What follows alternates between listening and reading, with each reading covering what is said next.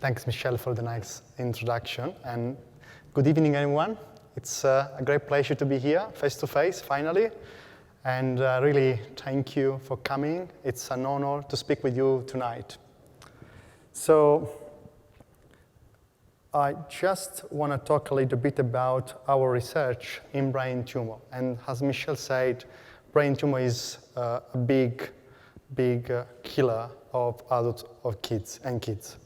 But before to start, I would like to introduce myself a little bit better, because despite this perfect Aussie accent, I'm Italian. This is the secret. So I moved to Australia in 2013 with my wife and my little one year old. And then nowadays we have the two beautiful kids, another boy and a girl. And I moved here for a reason, because I found CCIA and I found a place where I want to make a difference. But it's important too to remind you that I know what does it mean cancer, because I had cancer in 2009. I survived kidney cancer, so I know what does it mean hear from the doctor say, mate, you have cancer. So it really changed my life, hearing these words from my doctor. And that's why we want to make a difference in this field. So what is glioblastoma? Glioblastoma is, unfortunately, still a big killer of children and adults. And unfortunately, today, it does kill more kids in the Western country than any other type of tumor. Okay? Unfortunately, today, we don't see a great advancement with therapies, because as Michelle said, it's very difficult to treat. There are many problems to solve, and science and research can solve these problems to improve the survival rate and the quality of life. Never forget the quality of life. Okay? So why is it so difficult to treat glioblastoma and brain cancer in general? So brain is important. My grandma used to say, if you have brain and heart, you have everything in life. So brain is the major organ in our body. And it's very difficult to remove a tumor exactly without touching the normal, the good part of your brain. But brain also is well protected by our body. It's protected by the blood-brain barrier. What is this? It is a sort of wrapping, a paper wrapping the brain and protecting the brain from any other disease, infection, and so on. But the tumor is smart. It uses the blood-brain barrier to become impenetrable to drugs. So drugs really struggle to get inside the brain and hit the target, which is the tumor. On top of that, we deal with a tumor which is heterogeneous. What does it mean? That you don't fight against one tumor. You fight against a tumor which is totally different. So let's say you use a drug that can kill some of the cells of the tumor, but is not good for the other ones. So it's really difficult. The tumor is very nasty. And the other thing is, and this here, I want to introduce the concept of the relationship between the tumor and the immune system. So our body has an immune system, which is the best army we have for any disease. Nowadays, we hear about COVID, we hear about the vaccine. What the vaccine does is wake up your immune system and say, hey mate, there is a virus, kill it. The immune system does the same job against tumor. Wake up and kill the tumor. However, the tumor is smart and develop specific strategies to hide from the immune system.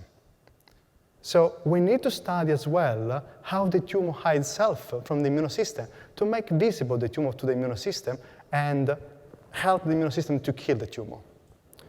So nowadays we have several types of immunotherapies, and they are fantastic.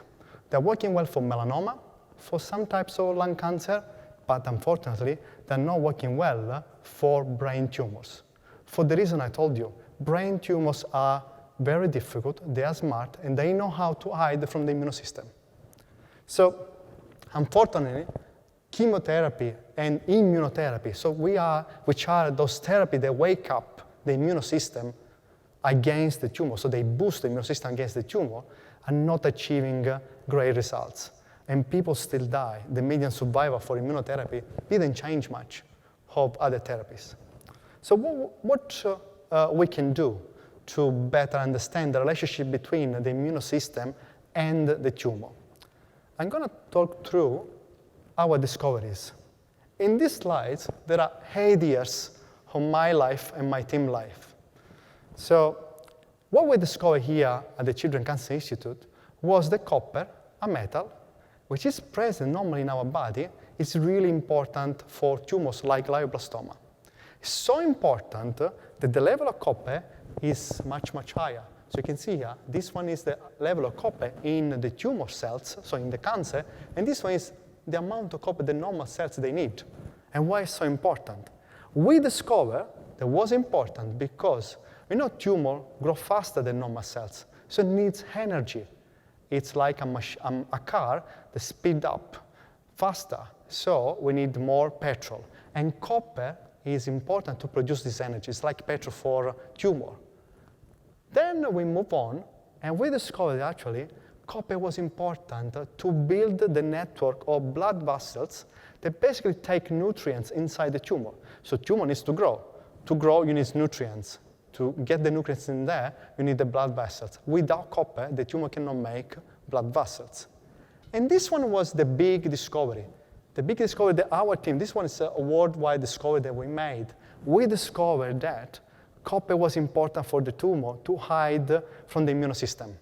So basically, the tumor was building a sort of wall around itself, and some part of this wall were made by copper. So our idea was, what about we use something to remove a piece of copper, and then we open a window so that the immune system can see actually the tumor. And we did so. How we did so? We used some drugs that they are used for other disease to remove the excess of copper by the blood, from the blood of patient. And we saw that using this drug, we were able to reduce the amount of these molecules, which is called PD-L1, which is this part which basically build this wall as well to protect the tumor from the immune system. And which drug we used? We didn't go, sorry. We decided to use a drug that was already in the market and was already there. This drug has been used for 20 or 30 years already in other disease, metabolic disease. They don't have nothing to do with cancer, but people basically accumulate copper in the liver with these diseases, and some of them develop cancer. So we use this drug. Why we use a drug? We didn't make another drug. Because when you make a new drug, it takes longer for starting a trial. So we were thinking, let's use something that is there and repurpose this drug for treating tumors, because we want to speed up, the time our discovery goes from the bench to the bedside, which is our final goal. So we use this drug, which is called trientine. And what this drug does, goes inside the body, attach copper here, and then remove copper from the body, and does it beautifully in the tumor. So it goes in the tumor and clear the copper. And guess what? The immune system wake up. And you can see here the little dots here. They are the immune system, the immune cells going inside the tumor and hitting the tumor, destroying the tumor. So this was fantastic, a great discovery.